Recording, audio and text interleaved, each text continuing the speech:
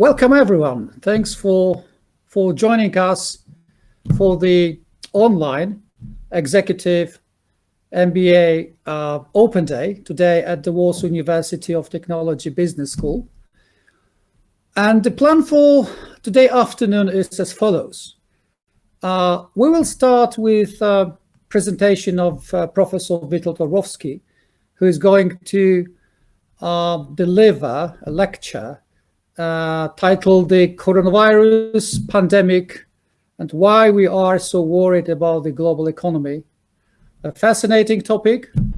And then after, say, 20-25 minutes, we will continue with our open day with the presentation of the school, with the presentation of the Executive MBA program, with more details about the recruitment formalities and the process. Right.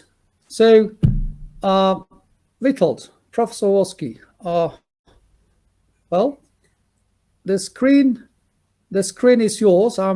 Thank you very much and welcome everybody. Look, this topic, we've agreed something like a month ago, or maybe it's like 4 weeks ago, when China was the problem and the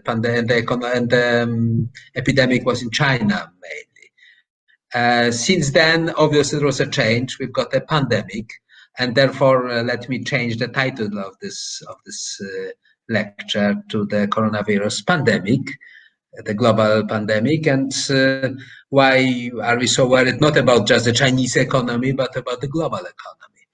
As you know, one country after another, with Mr. Trump being the latest one announcing that they may expect a recession. So the situation in the economics starts to look similar to the situation in the year 2008, 2009, when there was a global recession. At the same time, we've got a lot of problems with something that is, in a sense, more important, the pandemic itself. Well, frankly speaking, whenever I'm asked about the pandemic and about the economic consequences, my first answer has been always that if the pandemic changes into a real global pandemic of a big scale, then in a sense, the economic worries are the least important ones, because we are talking about the life, not just about the money. So in a sense, we are in a world in which we can have something like the economic catastrophe, and we'll see what will be the economic, social, political, humanitarian catastrophe. So first of all, we should have a look at what's happening globally. Okay, we've got the pandemic. I made this. I'm not sure if you are using this website. It's a website of Johns Hopkins University in Baltimore, the best probably place to follow the coronavirus story. And actually, I sent this presentation yesterday night. So the number of confirmed cases was 212,000 people. Now let me check. Let me check what is the current number at this moment. It is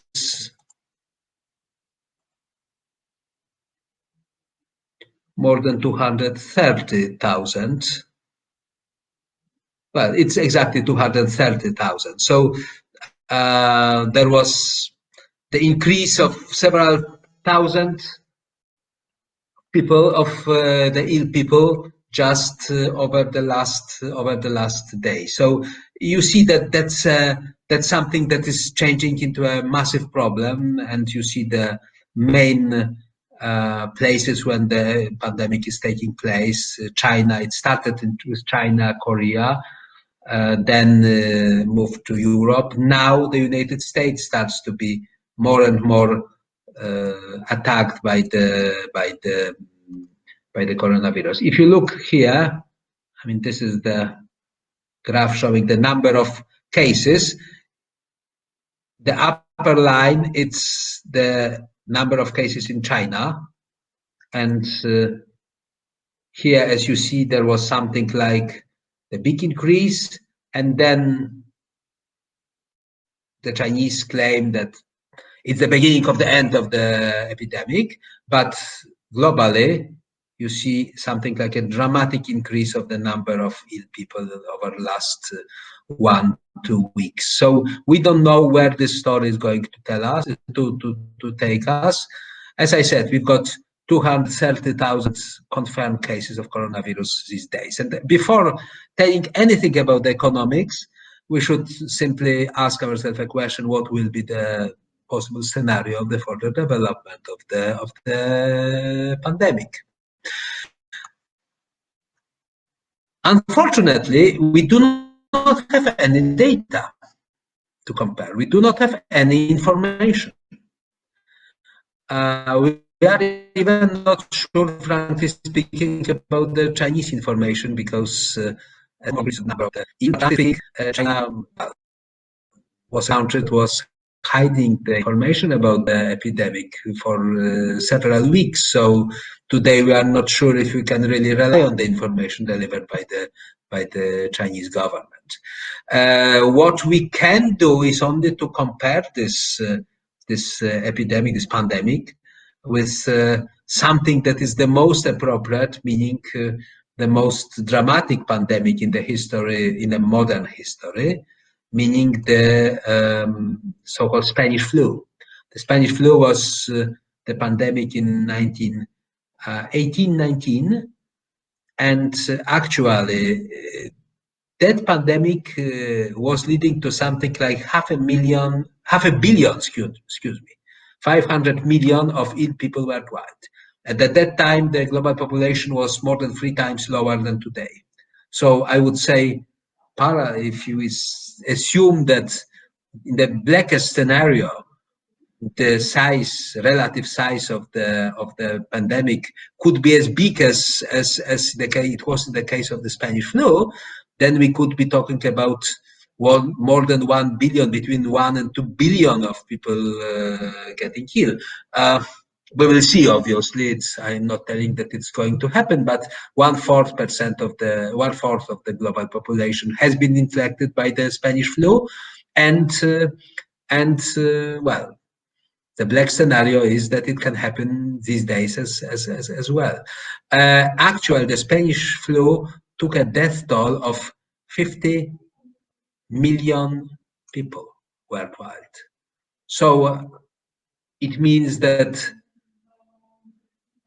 whatever we see today, and today we see, as you remember, something like 9,000 dead people, it's still nothing comparable to the Spanish flu.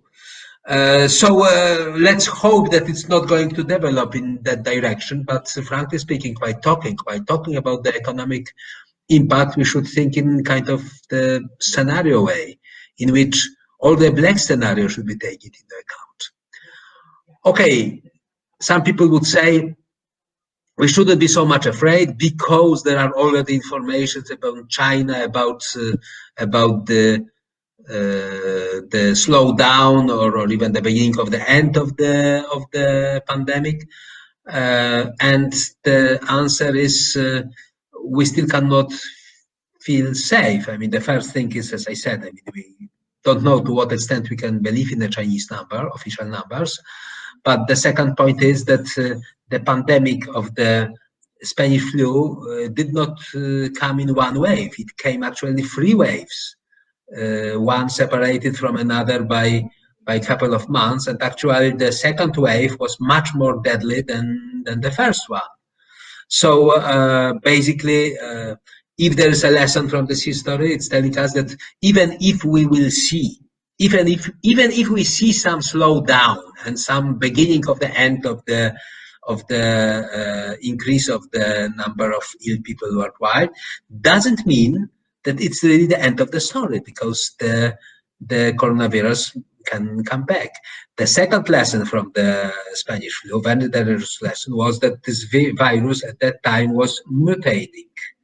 Initially, it was kind of a virus that was not extremely dangerous, attacking the older people and so on and so on. While later it became absolutely deadly, and the most deadly for the young people, not for the old people, not for the children. So the second wave came in August 1918. So once again, if we assume that it's obvious that once it's warmer, the virus must disappear, it's not necessarily true. The third lesson about from the history is the fact that we are exactly in the same situation than before. There's no medicine, no cure for the illness.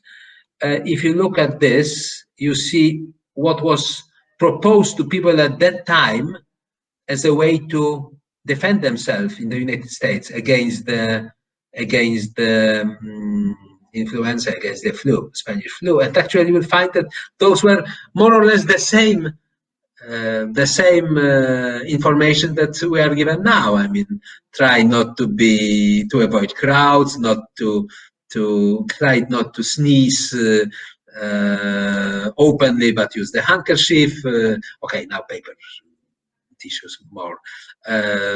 Try to avoid crowds and so on and so on. So basically, nothing has changed. I mean, obviously there are some information about some progress in searching for the medicine, but we are not sure. Obviously, is it going to appear or not? So for the time being, we must simply assume that it is possible that we will face a very black scenario. Actually, there are three scenarios. I mean, the first one, very optimistic one, that in a couple of weeks, like in China, the number of ill will start to slow down, and then we will see globally the end of the flu.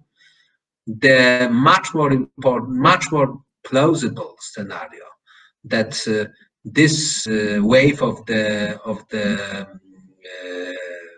epidemic will last for a couple of months, and then is likely to be followed by the new waves. Obviously, if in the meantime the good vaccination against the coronavirus is found, and there is no mutation of the virus making it once again resistant to this new medicine, then we can have several waves of the illness, and therefore, well, millions of people ill. Maybe not 500 or 1 billion people or 2 billion people ill, but definitely tens or hundreds of millions of people ill. So in Poland, you can also expect something like hundreds of thousands or even millions of people ill. And obviously, the blackest scenario is that it will develop in something similar to the Spanish flu, with the waves, with the mutation of the virus, with dramatic consequences. Let me remind you that the Spanish flu broke up just after the end of the World War I, and actually took more deaths. The death toll was bigger than the death toll of the World War. So, you know, we are still living in a dangerous, very dangerous world, and this danger has materialized. We see it now, and we only don't know which scenario. All of scenarios are relatively black, but how black the scenario will be, that will materialize. So there is obviously a high risk. There are the enormous cost, but one should also think about kind of the long-term effect of this. And in a sense, it's interesting to look at how the epidemic was spreading. During the Spanish flu, it was clear that the main transmission of the epidemic was through the ships and trains by which the soldiers were coming back from the fronts of the World War. These days, obviously, it's slightly different. If you look at this graph, I put two graphs here. I mean, the same graph that before, with the number of cases from yesterday, and here you've got the world's busiest airports. And if you look at that, there's a little doubt that the virus these days is moving mainly through the airplanes, and even the relatively big island of the epidemic in the Middle East, in the Gulf, in the Persian Gulf, seems to be pretty much connected with the emergence of huge airport hubs there in Dubai, in Doha, and so on and so on, and in Qatar. So altogether, that's telling us a lot about how the globalization and the freedom of traveling contributed pretty much to the risk that Ovlos is realizing now, but we will see it. It may be together with us, it may stay with us for many years. It's very difficult to find the pandemic if people are traveling, if the airlines are moving, if people are moving from one country to another. Obviously, this map is also giving some extra hits. For example, there's the case of Iran. Iran is one of the biggest. Oh, okay, let me change the color only of my pen to make it visible. Iran is this biggest red, now blue circle in the Middle East. Actually, bigger than Kuwait, bigger than Emirates, bigger than Qatar. Despite of not being the big hub for the international travels, but the Iran story seems to be a warning story about what is the effect of neglecting the epidemic for many weeks. That was exactly the way Iran was doing. Well, by the way, China was also doing it at the very beginning. And somehow it seems that the measures were taken too late. And because of that, Iran became one of the biggest places with the coronavirus in the world, despite of the fact that there was not as much travels as in other countries. Well, it seems that with the exception of kind of a radical measures of keeping people at houses, keeping people from traveling, and so on and so on, there's no other way to control the epidemic, and we probably will have to accept that for the future, that now, whenever there is a risk of a new pandemic, a new epidemic, we will be asked immediately to stay at home, to work at home, not to travel, and so on and so on. So that is likely to be a long-term effect of this story. But now let me come back to the point that I started with. I mean, so what's the economic impact? What's likely to be the economic impact of this epidemic? And as I said, my first answer is I have no idea. I can only give you the scenarios, because for the time being, we do not know how big the problem is going to be, how long it's going to last, how massive it's going to be.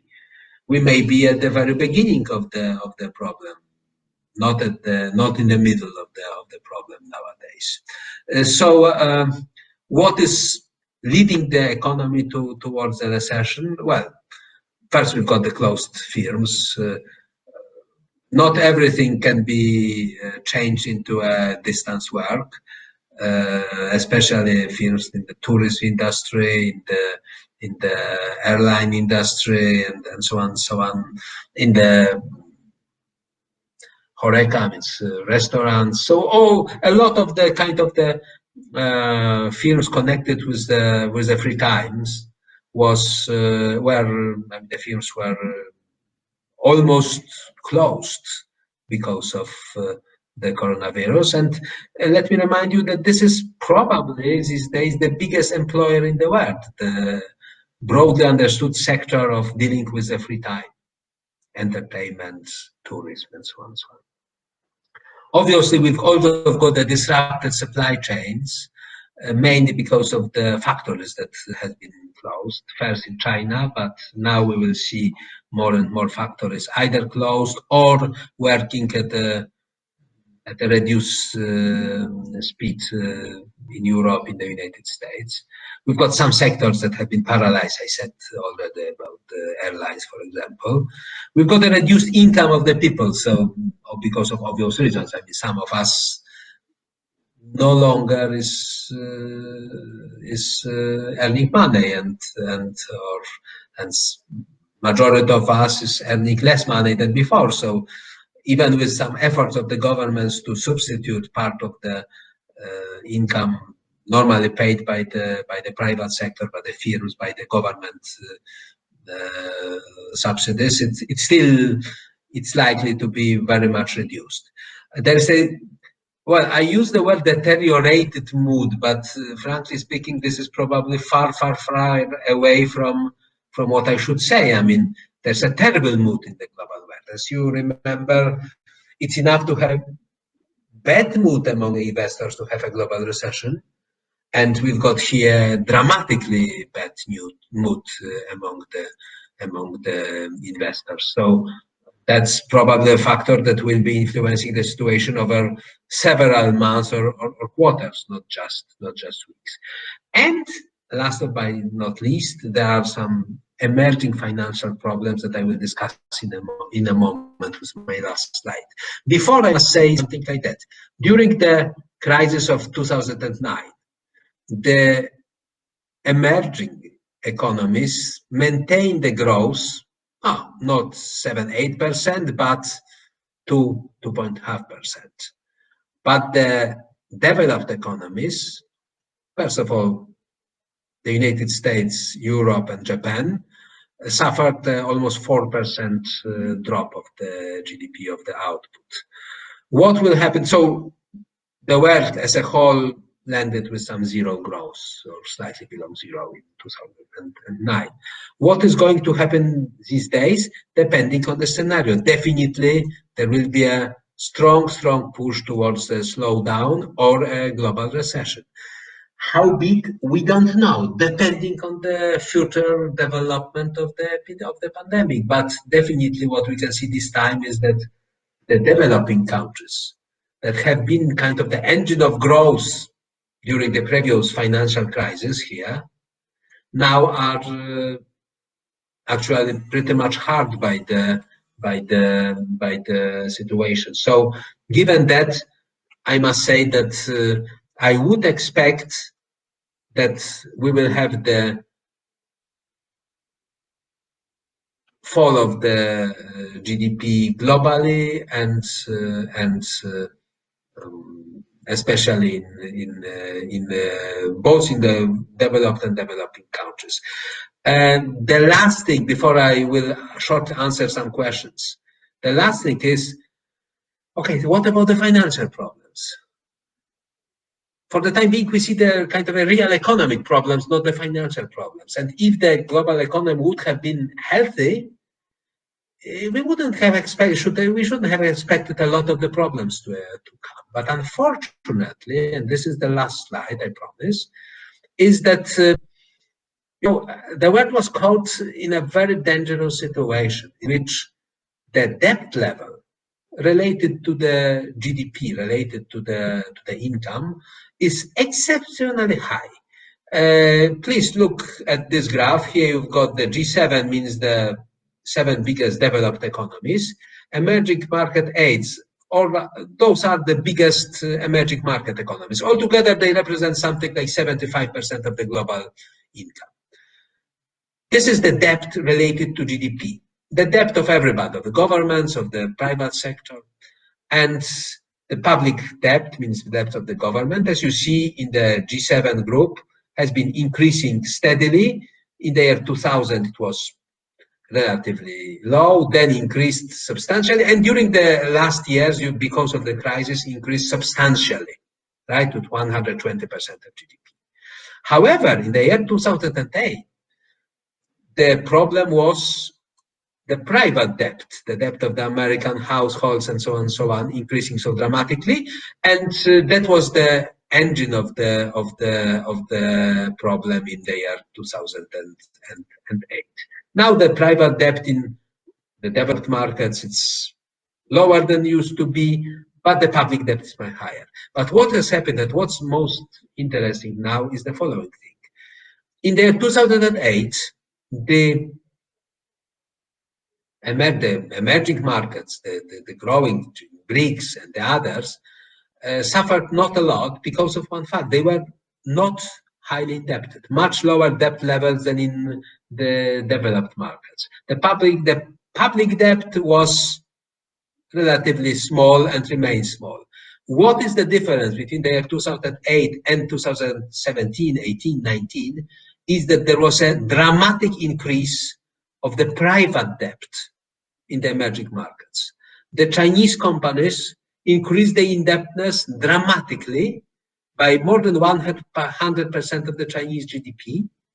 And this is the most dangerous moment and the most dangerous element of the global finance these days. Because if the Chinese companies and the companies in Brazil, in Russia, in India starts going bankrupt, then we can have, on the top of the coronavirus, we can have the financial crisis of a similar scale than before. So let me now have a look at a few of your questions. Is coronavirus the biggest challenge for the economy since the World War II? If it develops into a kind of a black scenario, the simple answer is yes. The second question, what would you suggest for governments to do to help the economy, the companies to recover? Well, you know, now it's not the story about recovery. This is the story about not sinking. And here the governments are basically doing the same things. I mean, with the various speed and various money put in the operation, means the governments are first trying to support the firms to avoid massive bankruptcies, especially in small firms, especially firms in the sectors that are totally paralyzed. Well, you can do it in various ways, giving a credit, postponing the tax payments or something like that. This is something that is being done currently. Then the second thing that's being done is the support for the people who lost their income and the support for the jobs. And all the governments, including the Polish governments, basically have got similar plans to do this, to support, to somehow, to use the government, the public money to pay part of the salaries or to pay for the companies that otherwise would have reduced the employments, to pay them to keep people working. Okay, let me find an answer. And for the time, and later, obviously, once we know what's happened with the coronavirus, and once we see the scale of that, the next point will be to revitalize the economy. And it's still not easy because, as you remember, it was difficult, very difficult to revitalize the economy after the financial crisis, basically through printing money, through increasing the public deficits temporarily, and so on and so on. We will see most likely the same things will happen here, but for the first time, first of all, we should avoid the catastrophe if the pandemic is developing dramatically still. Okay, the next question. Let me check. How big influence can have oil war on top on corona pandemic? Well, there are some bad things, and there are sometimes even in a bad situation, there are some good news. Obviously, if there is a general feeling that the economy is going, the real economy globally is going towards a recession, then prices of several goods, especially the oil, are going down. The same happened in the year 2008 and 9. Obviously, that's a big problem for the oil-producing countries like Russia, but for the rest of the world, it's obviously a relief. The interesting question is, what will be the effect of the coronavirus on the food prices, because we can expect some reduction of the food supply, and therefore, for the time being, we see rather the increase of the food prices and the risk of the big increase of the food prices rather than the fall of the food prices globally. So we'll see. The oil war for the time being is supporting us rather than creating a problem. What should stock exchange do? Is there any way to stop the panic?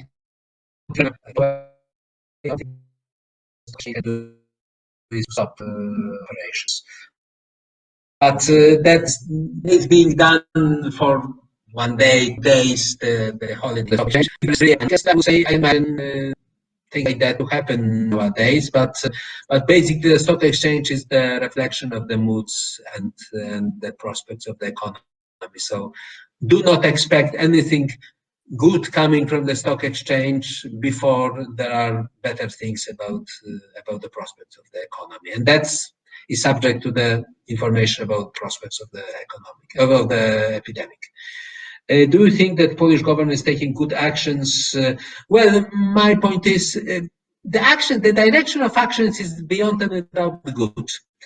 The problem is that, in my view, the resources are too small, because it seems that the Polish government is still working at the assumption that it's not going to last for a long time.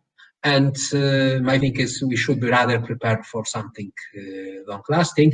Obviously, as you know, the resources of the Polish government are pretty much reduced, because during the years of the very good situation in the market, the Polish government, rather than saving for more difficult years, was spending everything. So we do not have reserves, and all the actions to counteract the epidemic are to be financed by the debt increase.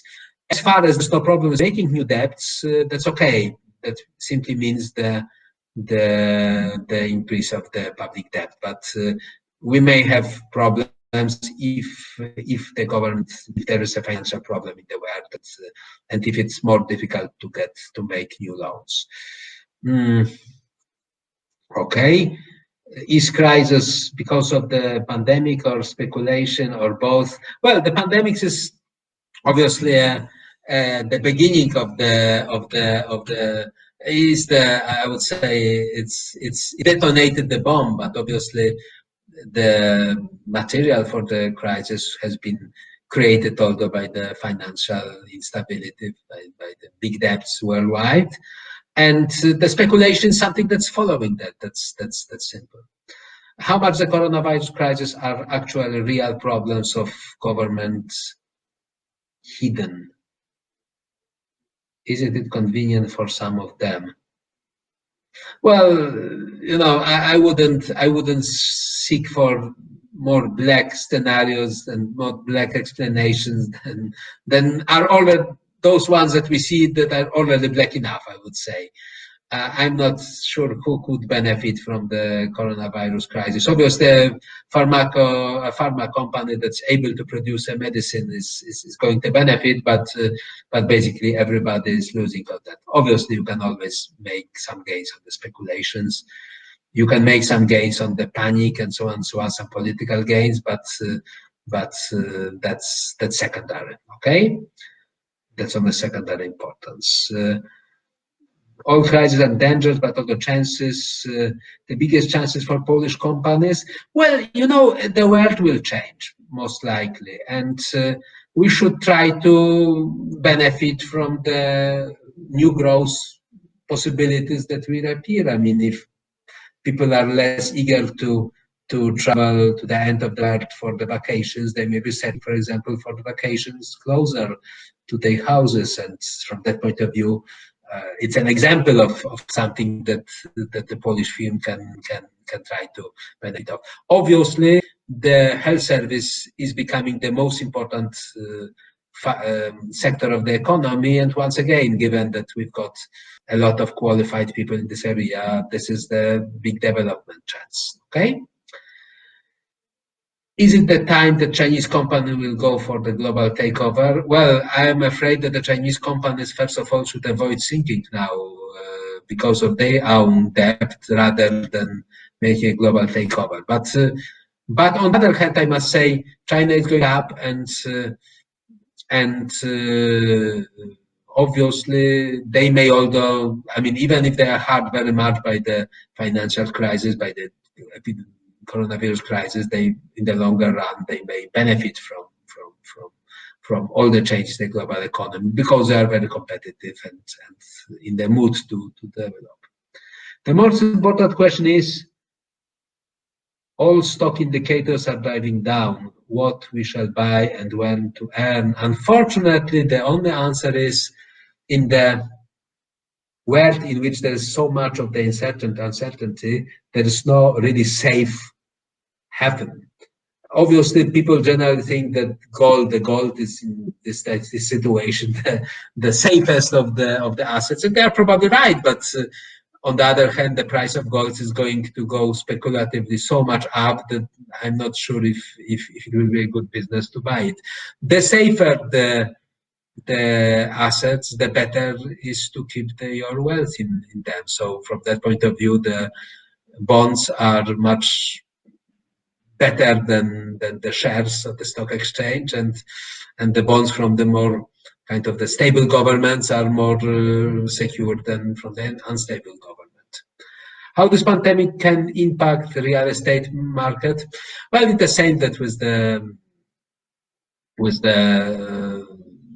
stock exchange. I mean, this market is very much dependent on moods in the economy. Are people optimistic or pessimistic? So I will see that big drop in the real estate market. Obviously, depending on the time, and people will simply freeze the transactions rather than decrease prices, but prices will most likely go down. Unfortunately for Poland, we don't have, in my opinion, the real estate market as overpriced as even in some neighboring countries like the Czech Republic or Hungary, and because of that, the crisis will be less painful. That's my opinion. If there is a crisis on this market, most economists are forecasting global recession. What will be the Polish GDP? I have no idea. That's the only honest answer. Under the kind of the medium scenario, the most probable one, it looks today, will have zero growth or slightly below zero. But nobody knows. Can be -3, can be +1, can be -1, can be -5, can be -10 if there's a global catastrophe. Which industries will value increase? As I said, I mean, whoever is in the sector the most paralyzed by the coronavirus, in a short and long term, the more it will lose. The more the sector that is kind of benefiting, not a lot is able to benefit in the short run, but still there are some. The better for them, but the airlines avoid them, and the pharmaceutical companies can basically, especially in the longer run, can win on that. US and China are now on some kind of Cold War. Who you consider shall go out of this crisis on the better state? Well, now the United States. On the longer run, obviously, China will be gaining weight vis-a-vis the United States, but now it seems that the United States are better prepared to deal with the problem. How the job market could change? What do you call? Well, definitely we'll have much more of the distance work, and it's not only short-term story, it's for the longer term as well. That's good for the highly skilled people. That's much more difficult for the low-skilled people. And I'm afraid we will have to finish, but that was the last question? Yes, it was the last question. So I guess that's time to finish, right? Thank you very much. Witold, thank you very much for this presentation and this Q&A session. It's fascinating. It could probably last last much more longer. Yeah. And there is perhaps no other more important issue than coronavirus story. It's unprecedented, and definitely this story has unclear ending. We all know that, but the only way how we could sort of exchange opinions is this kind of way with people who really have broad horizons and see this from the very sort of broad perspective. Thank you very much once more. Well, if you let me just say Sure. 2 words to everybody. I would prefer to talk about something much more optimistic. I'm terribly sorry. That's not my fault that there was no way to be optimistic. But I just wanted to wish everybody, all the best for the coming weeks. Let's. Well, we all know, and it's not your fault. That's for sure. And I know we all are. It's very difficult to be optimistic, to be optimistic. These days, and even to be optimistic about a quick recovery of this from this sort of status quo in these days. Okay, so let me now again thank to Professor Orłowski and switch to the second topic of today afternoon that we planned for it, which is a presentation of our school and the presentation of the Executive MBA program during this meeting. Okay, so again, thank you very much for joining our webinar, those who are still there. And let me quickly go through major points that are relevant to this topic. First of all, okay, in this world of uncertainty and the world of unknowns, everybody could ask the question, okay, would it make sense to invest into business education? Well, my answer is obviously it depends, but the truth is that this crisis will have its end sooner or later. We don't know. It can be in quarters, it can be in months, but it will have its end. And regardless whether we are in a crisis situation or we are in prosperity time or recovery time, the certain skills will always be at value, like critical thinking, like economic or educated decisions, like complex problem solving, like fair leadership. All these things are important, and we teach this kind of things here in our school. So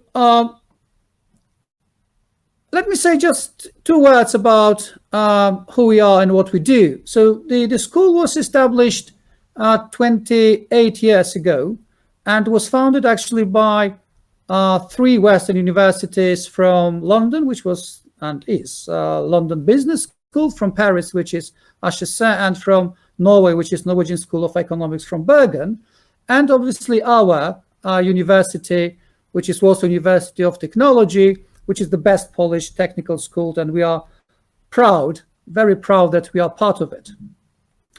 So here you see the slide showing the founders and our mother institution in which we are at the moment, and another slide shows international strategic alliances which we established recently, but also some of these universities. With some of this university we cooperate already for many years. So you can see there is a Politecnico di Milano. Well, we are a great institution, and we keep fingers crossed that they will they will recover and you know, restore to the normal performance. Then we have City University of New York Barrow College, and my colleagues will explain a little bit more about this relationship and this cooperation. Then we have BMI Institute from Vilnius, Manchester, Salford University, Goa Institute from India, and Chinese Dua University, and MCI, the Entrepreneurial School from Innsbruck. All these partners are for us very valuable, and those who would decide to join our school will have a chance to experience either lectures there or exchange of experience. Okay, so these are the partners, and very briefly about the program pillars, or what makes our school different, or what are the sort of objectives that we set for the new program, which will start in autumn this year. There are three of them. And first, definitely, the program must be solid, and it will be solid as always, solid in content, but at the same time must be delivered in a very practical way. I think this is the key element here, that we really base delivery on projects, on cases, on workshops, on simulation games, but also on a discussion in the class, not only between, you know, professor and the class, but also, you know, among students themselves. We encourage this kind of interaction, because we think there is a huge amount, there's a powerful transfer of knowledge among people who are already experienced managers in many cases. So teaching practically is one very important thing. Second sort of objective that we set was to teach about technologies, but again, not just to present them, but to present what they can do, present the application to the business. And I think this is the second element which, you know, differentiates us a little bit from on the market. And the third element here is the personal development program. We believe that this experience which we run along the study, altogether it's about 100 hours of individual contact hours and work in groups and plenary sessions, is an excellent opportunity for managers to know better themselves, to know better you know, our potential customers, our potential employees, to deal with, you know, with stress, with different situations. But also, I think that personal development it will remain important, and we should also see it as a not only kind of a leadership training to, you know, make our companies richer, but also really to make more sort of emphasize on the social aspects, on not necessarily profit elements, but the more, you know, things which not necessarily deal with profit maximization, but they are important for us as people, for us as humans. And my colleagues will explain a little bit more how we would like to you know, execute this objective. So these three things, teaching practically, introducing technologies, and a personal development program are the things which we would like to base our program. And the last point which I'd like to say now is to make you aware of the one important change. We designed a new program to be kind of a fast track that can that make it possible to complete the study within 1.5 years, not at cost of quality, not at cost of content, but really to be more intensive, more compressed, and at the same, therefore being more attractive for managers who really value time, these days. My colleagues will tell you a little bit more. There is a flexibility option. We can do it in 1.5 years. We can do it in 2 years, depending on the objectives of each student. Well, that's all what I wanted to say as an introduction. And if I may ask now Dr. Grażyna Rembielak and to present the details of the program and sort of run this presentation further. Good evening, everyone. My name is Grażyna Rembielak. I'm the program's director, and I have with me today our current student, Tessa McIver. Hi. She's a student of the second year of Executive MBA program. We will also have our alumni. There will be Mariusz Wójcik joining us soon, and hopefully we will all have a chance to share these experiences of our colleagues with you. And I will try to give you as much information as possible about the program. Okay. As Paweł mentioned, our educational experience is based on 3 pillars: knowledge for business, business in action, and a personal development program, including transformation labs. Let's start with knowledge for business.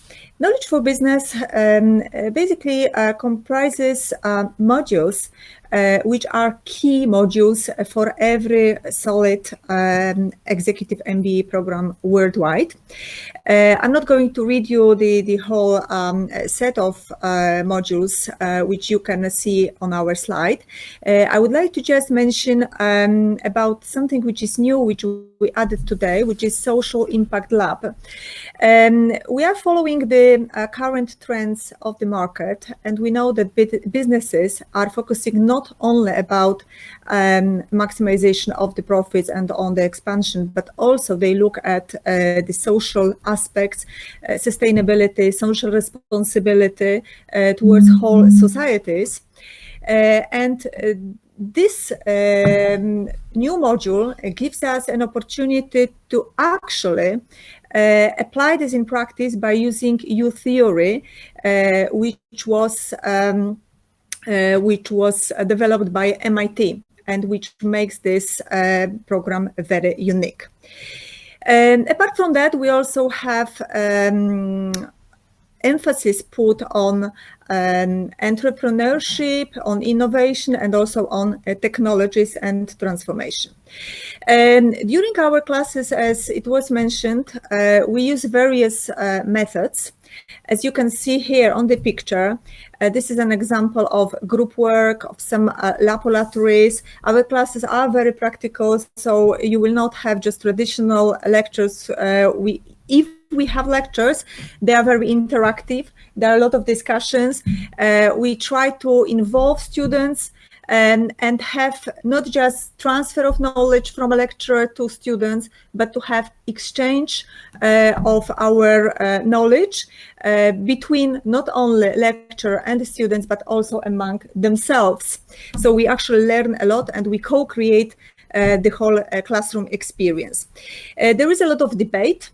And there are a lot of discussions, but not discussions for discussions, but leading to something meaningful, leading to some conclusions. We try to focus on issue-based learning and solving of problems. So we work on cases, on different scenarios. We use a lot of simulation games. One of them is Brand Pro. Brand Pro is a game which is used worldwide by top business schools and also by top global companies, and it gives you an opportunity to learn how to make strategic decisions and how to run a company within a period of 5 years, and you have just 8 hours to do it. And this is a real experience. At the end of it, you will get a certificate which is globally recognized. Okay, what else I would like to tell you? We teach you things which are really relevant, to you as business people, which are relevant to your businesses and which are relevant to your career. Okay, we have in our offer specialized modules which give you also an opportunity not only to have this flexible mode of study of which Paweł mentioned. So you can have your studies done within 3 or 4 semesters. It's up to you, really. If you want to explore something more, and if you want to benefit from some extra classes which are offered by us or by our partners, here you have some examples of the partners, then you can extend your study and then you can finish the program within 4 semesters. We can have a broad selection of modules, at least 20 electives that you can choose from. 3 of them are obligatory to be chosen, but you can choose as many as you wish, and this is included in your fee. Okay, what else do we have included in the fee? And this is also something new that we offer this year. This is a 5-year study visit at City University of New York Baruch College. This is our new partner. And this is a special visit because you will have a chance not only to participate at a certain set of classes which will be offered just for you, but you will also have an opportunity to link these classes with very practical experience when you will actually go and visit some companies in New York, and you will practice on a mini projects to solve real issue problems. And of course, there will be a chance to do a networking and to socialize. There is also an opportunity to benefit from some optional business trips. We have currently on offer China and India.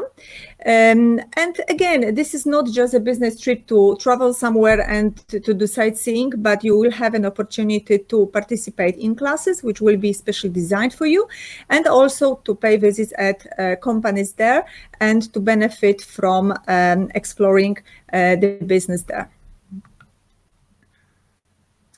Okay.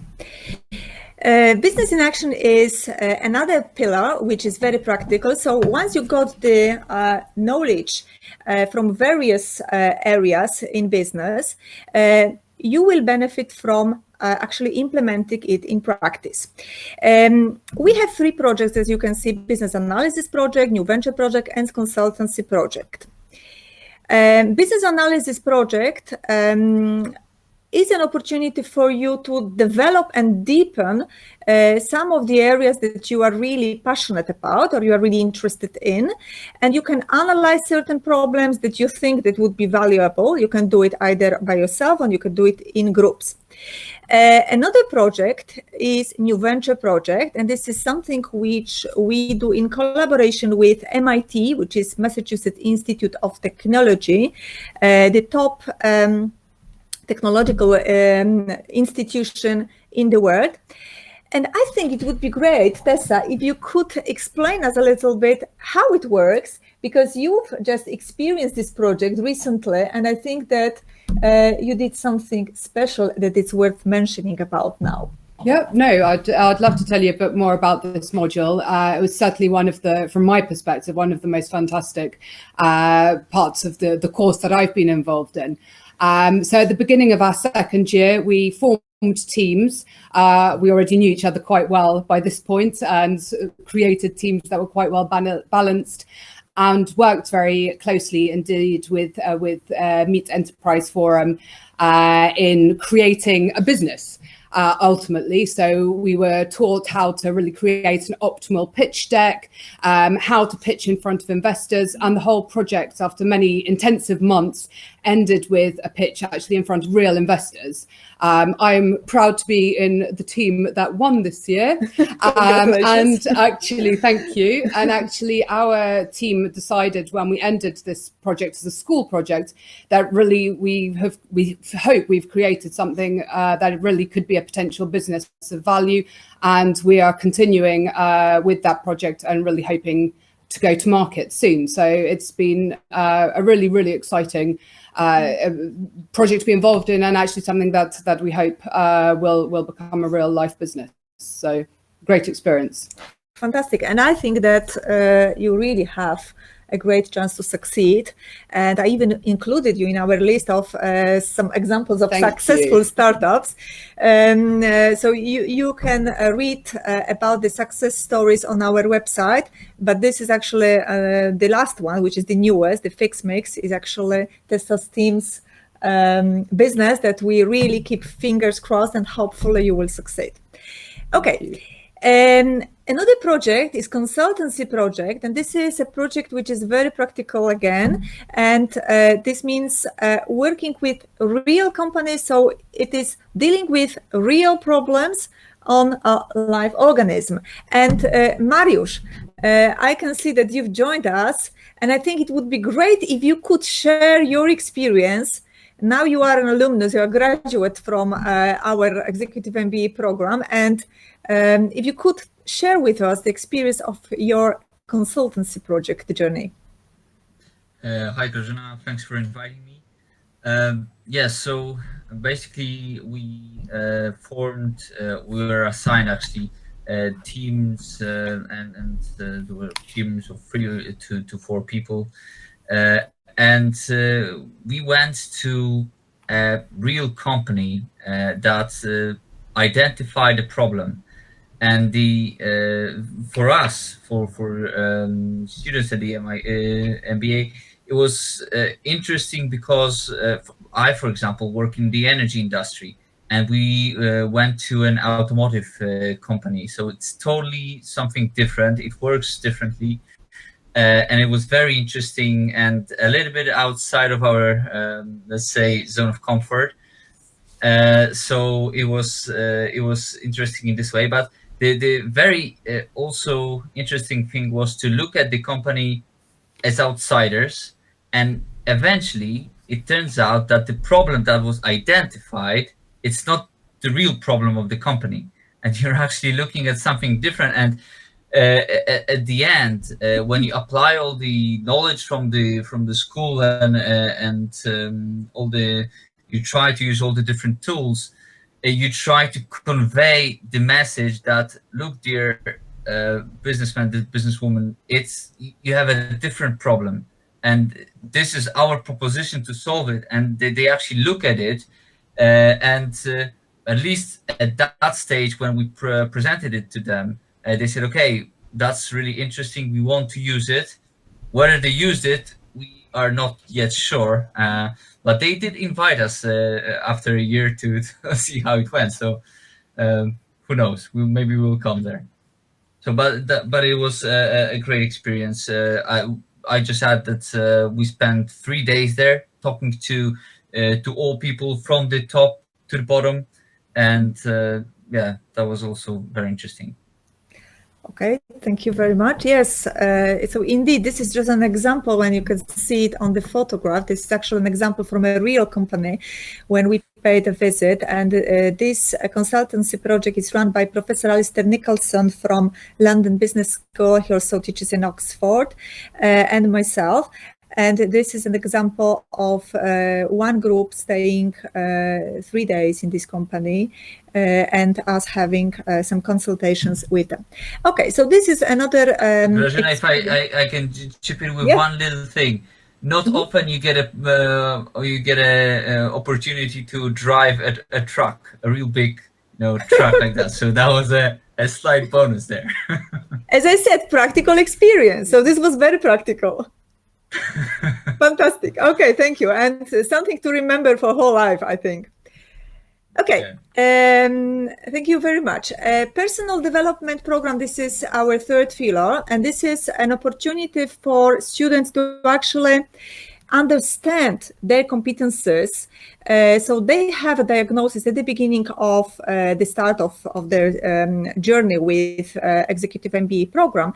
And then we look at what do we really want to develop? Yeah, so we define the development goals, and we then prepare individualized program, and we equip students with certain tools, and we give them coaching sessions, we give them workshops, we teach them how to do presentations, how to negotiate, how to present themselves, how to solve crisis situations, plenty of other aspects I could name here, which helps you to develop as leaders, as managers. And at the end, you will be evaluated and you will actually see the real progress. So this program runs through the whole duration of your study, which means 1 year and a half. And at the end, you actually see what progress you made. Okay, so it is very, very tangible.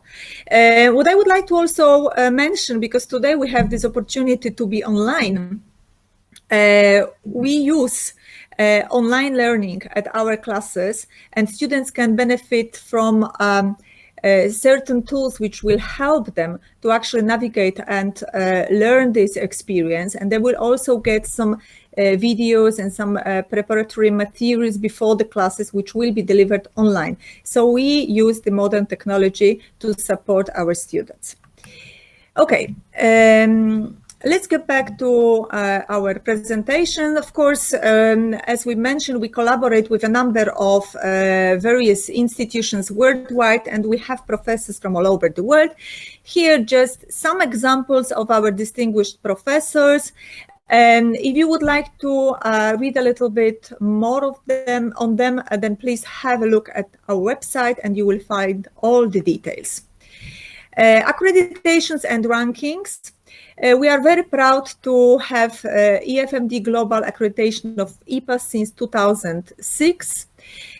We are also recognized in rankings. For example, first place by Perspective in terms of alumni's choice and best program content. Second place in the substantive features of the program, and of course, masterclass for Executive MBA quality, top MBA, and so on. Right, before I say what makes us unique, I can see that we have a question. Are the coaching sessions individual and are they included in the fee? Yes, the coaching sessions are individual because we have a very personalized program. Everyone is different and everybody needs different support and has to develop different skills. So there are one-to-one coaching sessions and they are included in the fee. Okay, so what makes us unique? First of all, the very practical approach, real-life approach combined with outstanding academic standards, and of course, deep understanding of technologies, so strong impact of new technologies on innovation, on entrepreneurship, and 1.5 year personal development program with transformation laboratories classes. Let me tell you some general information which could be of use. In terms of mode of study, this is a part-time delivery. We have weekend classes. Duration, as I mentioned, 1.5 years. Language, English. We start in October 2020, and we have a very friendly schedule of classes which does not interfere with your job activities, and with we believe that it is possible also to sort it with your private life. So Friday evenings, Saturdays and Sundays, we finish a little bit earlier on Sunday, so you can have also time to spend with your families. In regards to recruitment, the whole process is done online.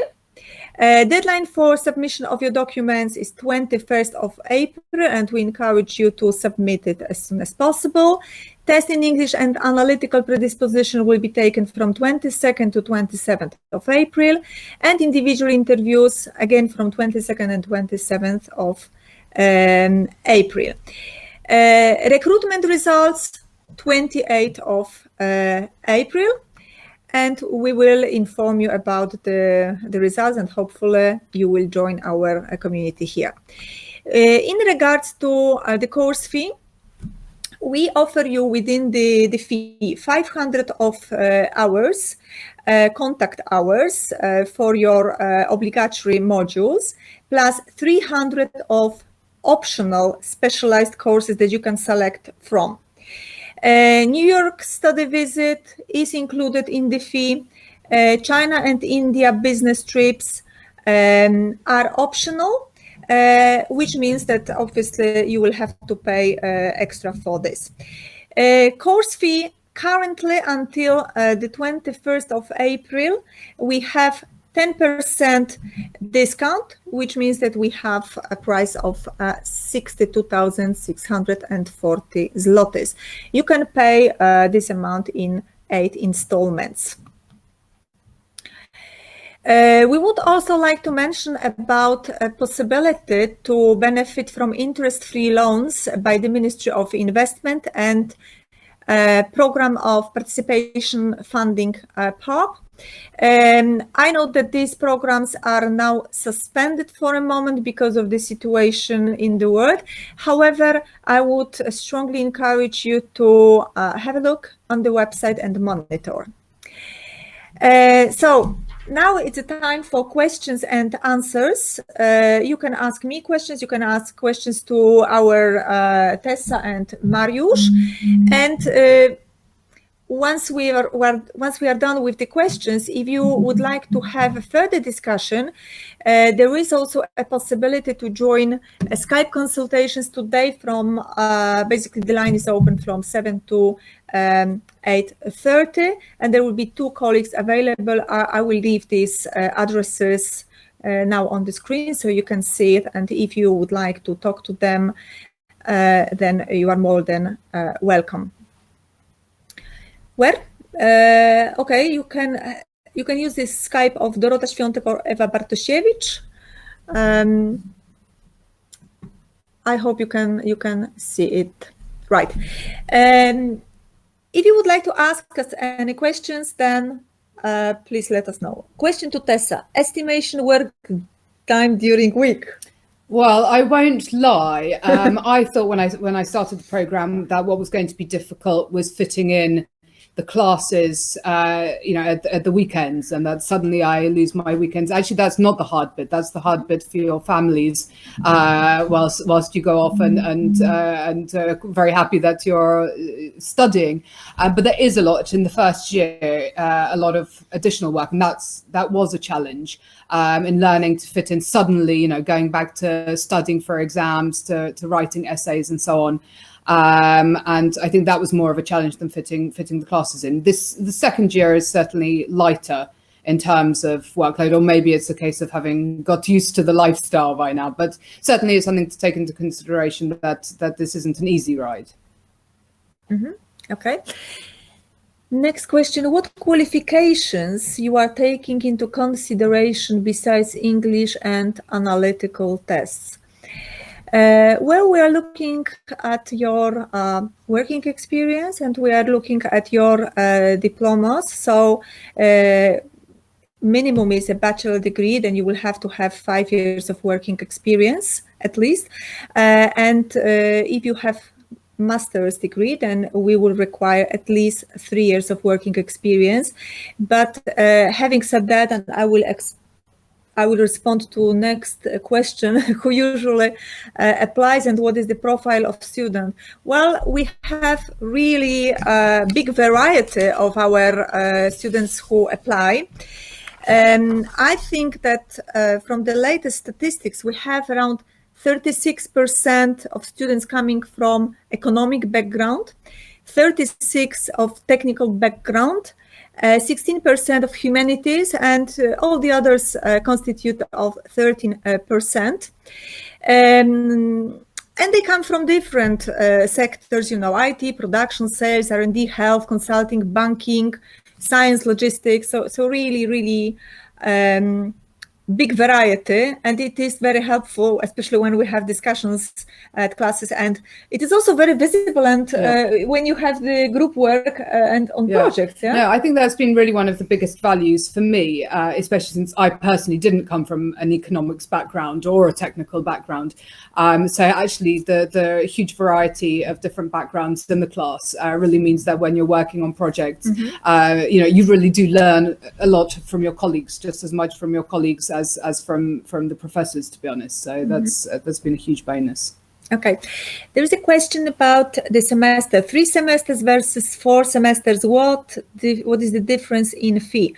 There is no difference in fee because you pay exactly the same amount of money. The program, the whole program is actually fit in 3 semesters. But if you would like to benefit from some extra courses, either at our university or at partner institutions, then your extra cost would be only the travel costs to the other institutions, so accommodation and flight and food, because you will not pay for the courses themselves because they are included in the fee. And of course, there is a cost of your time. That's it. But I wouldn't treat it as a cost. I would rather treat it as an investment. Any risk of recruitation due to coronavirus? This is a very good question. I think that people who are really strongly committed and who really want to invest in themselves, they will apply for this program, because I think that the coronavirus is something which was unexpected and which is temporary. And like with the other epidemics, there is always beginning, there is a middle of something, and there is an end. And I believe that sooner or later, we will come back to normal. And I would say that always when you look at the history at the time of epidemics, this is a very good time to actually invest in yourself. Is there some kind of an online platform providing materials if I miss a class? Yes, we have a Moodle platform on which you have an opportunity to actually get access to various materials. This is also a platform which we use to communicate with our students. An extra discount in fee available. Well, we have this 10% discount now. We also have some scholarships available, for example, to students who live permanent abroad, also to our alumni from business school or from Polytechnic, also for the employees or doctorate students from the Polytechnic. All the information about the scholarships is available on our website. Question to Tessa. What was main driver for your decision to join the MBA?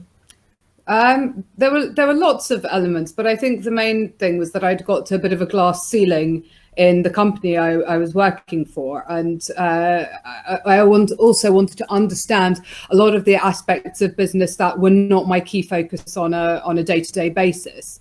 And that maybe some that I had experience with in the workplace, but never really had the background to the practical background. So yeah, but I mean, I suppose with any educational decision, I really wanted to expand my horizons and specifically in the business sphere.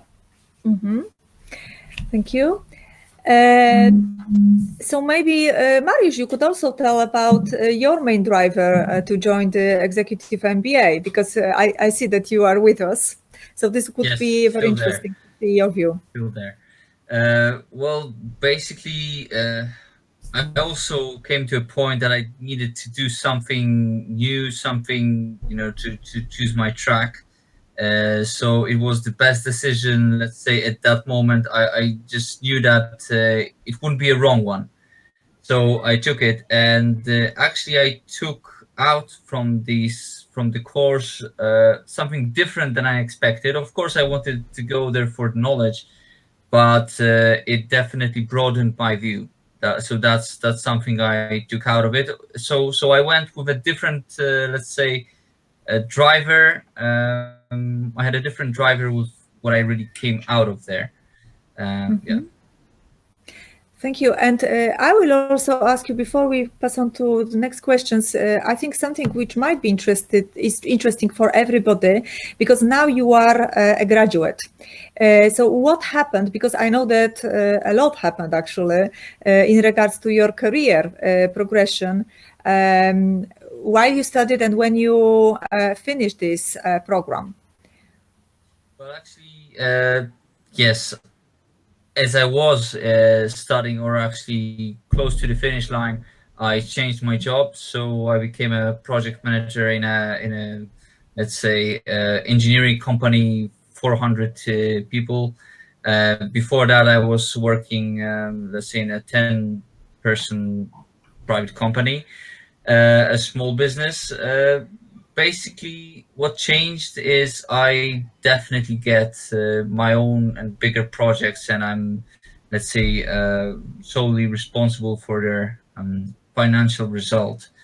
And definitely what I learned at the school helped me, since, you know, in a small business, you don't have all the corporative experience, let's say. And once you go to a corporation, it works a little bit different. So especially talking to people who work at corporations helped me out to get settled in that new environment. Fantastic. And I noticed that you also made certain decisions in regards to your career. Yeah, well, I think mine are reversed to Mariusz's. So, and I also agree very much that I think what I had in my mind when I started the course, which of course was to learn more and understand more, but I think I saw it also as possibly a way to further myself in the career I was already in. And I also felt that very much my mind expanded as to actually what's out there in the workplace. And I was for so many years so embedded in one corporate setup. I was the other way, that I was working in a very, very big company and was really a cog in this, corporate world. Whereas, well, currently I'm working on the development of this startup, which began at the school. So currently a 3-person business. So, an absolute change. And I certainly wouldn't have had the the perspective even to think of doing something like that without actually seeing that there are very many ways of running businesses, but also from the personal development plan, I think, program, that's the strong element of the course, understanding that actually maybe what we think today is our end goal, maybe it's not our end goal, and understanding ourselves better and actually what's available in the business world for us to be able to really be successful in, not only from a financial perspective, but also from a mental perspective, I think. I don't know how was it with you, Tessa, but for me it was also one additional thing that it helped me sort of understand that I shape where I am, and I started to think a little bit differently when I approach my superiors. It's a little bit different now. It's hard to convey the feeling, but you're stopped to thinking about yourself entirely as an employee, but you're thinking, okay, I'm an asset. I can work. I can shape my own situation, let's say. Yeah, certainly. I think also, valuing your time and what you bring to any organization, whether it's big or small, is something that I've certainly learned very much. Generally the whole experience has certainly, in my thinking, I'm somewhere very, very different to where I was on day one when I started the course, although I think back then I probably thought I knew everything about business, and this was going to be a great opportunity and a great experience, but there's not much more I need to learn. So I was wrong. Fantastic. And I would also like to say hello and send the best greetings to Katarzyna, who joined us, who's actually graduated from our program 10 years ago. And she's also saying from her own experience, this was the best investment. So I'm really happy that you shared this opinion with us. Okay, what companies have you cooperated with so far during the project? Oh, the various companies, really. Just to give you some examples, because I don't really want to give the whole list. Orlen, for example, Alliance, Piątnica, a number of small companies as well. We also had not only well-established companies, but also startups. So really good experience for everybody. Glass Technica from Warsaw. Some of the companies were based in Warsaw, but not all of them. We also had companies from whole country, and some years ago we also had some experience of having companies from Budapest. A question to Mariusz. Main takeaway from personal development? Actually, what surprised me is that personal development was the least expected. Well, I didn't expect much about that, but eventually it turned out to be one of the best things there, because you spend 2 years thinking about what you really want to do, what you don't want to do, and you have support from for example, Mr. Zilic. And also from your colleagues, from your classmates. The more you talk about it, the more you understand. And my key takeaway is that now I know what I want and know what I don't want to do. So sort of 2 years, you manage to get your priorities straight. And that was my key takeaway. Okay, thank you. And there is a question about the level of math. I think it's more question to you. So what is the level of math? Can we practice the test, learn, get used of the test? What would be your advice?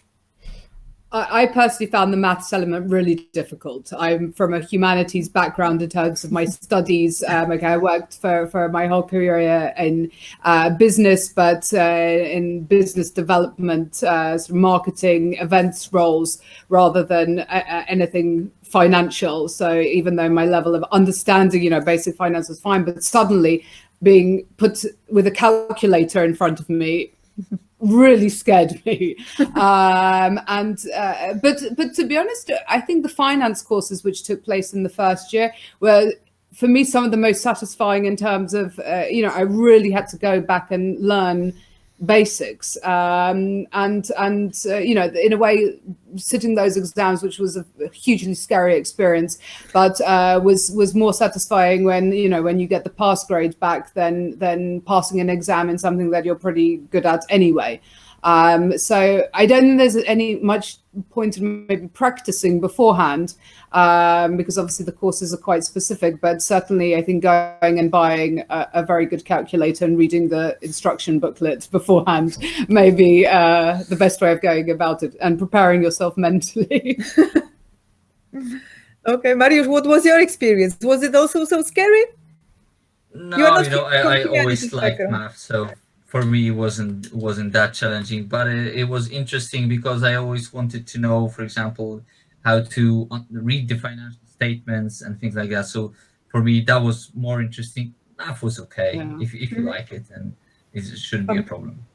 Fantastic. Well, I think that you will also get an opportunity to have access to online supportive materials before finance classes. So you will have a chance, especially those of you who are not from a technological background and you are a little bit maybe scared about mathematics, to get used to it and get ready. So you still have time, and I think that you will have a chance to get ready. So don't worry. I think for most people in our class, it really was not an issue at all. So I don't also, make you scared unnecessarily. There was nothing, hugely complicated. It was simply very much that I have a very specific background, which is probably a little different to most of those in my cohort, for example. So things that, for me were super complicated was very simple to others.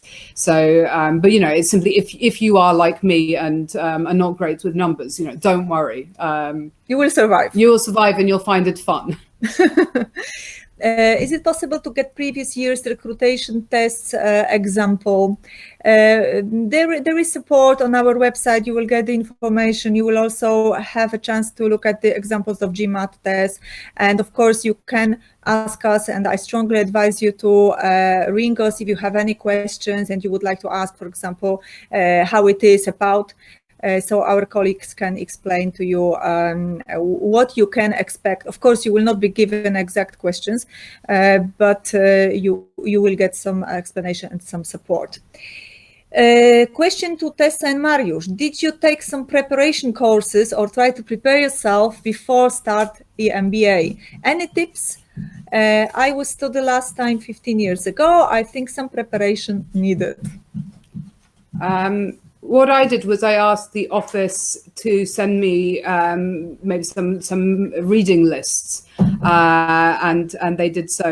You know, not obviously for every course, but just some key materials. Of course, after being very ambitious and thinking that I would spend my whole summer before starting the course reading all these, I didn't. I mean, I flicked through them, but you know, I think, to be honest, until you actually start, you know, it's quite difficult. I mean, most of the reading is quite you know, in tune with what is going on at the given month, or you know, the sort of case studies and so on. So it's quite difficult to prepare beforehand. And I think, you know, simply, you know, possibly reading up on some of the standard texts that the office recommends that come up every year. But I think otherwise, you know, just preparing yourself mentally for a lot of work once you get started is probably optimal. You know, I don't think until you're really engaged.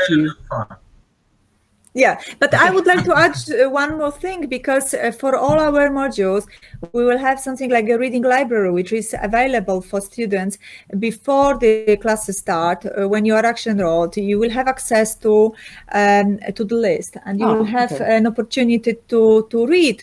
And this will help you to get ready for the classes. So you will not be, you know, snowed down with so much material suddenly, but you will also have a chance to read, especially, you know, during your summer holidays. If you want to read some books about marketing or anything else, then you are more than welcome, and you will get ready. It will be much, much easier for you. Yeah, no, and there is a lot of reading. I mean, going back to one of the previous questions about how you know, to fit the extra hours into the working week, and certainly, you know, I think if the more you can do, if you literally, you know, do have that opportunity beforehand in terms of the dealing with the amount of reading, is certainly great to do so. Okay, fantastic. Yeah, you wanted to add something? Just my experience is I would actually book a little bit more time at the course when you're doing the course to give yourself time for reading. I honestly wouldn't be able to tell you what to read before. Just you will be assigned reading material, and if you read that, you're perfectly fine. Remember that the classes are also about changing your way of thinking, and not only, you know, putting all the knowledge in your head. Is of course that as well, but you will be fine with reading what's given there. Okay, thank you very much. Do we have any more questions? I see that somebody is writing. Oh, thank you for your answers. Okay. If we don't have any more questions, then I would like to really thank you for your time and for being with us tonight. And I would like to strongly encourage you to look at our website and to talk to my colleagues who will be available till 8:30 today. And of course, you are more than welcome to ring us and contact us at any point, you know, during the day from 9 till 4 p.m. We are available there every day. And hopefully see you soon in our school. Thank you very much. Good night. Thank you very much. Thank you. Thank you.